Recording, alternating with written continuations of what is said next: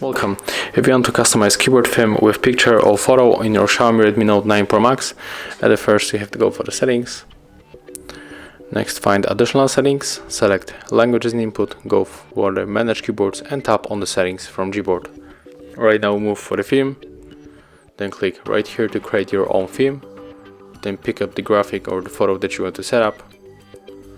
Right now we can scale our picture.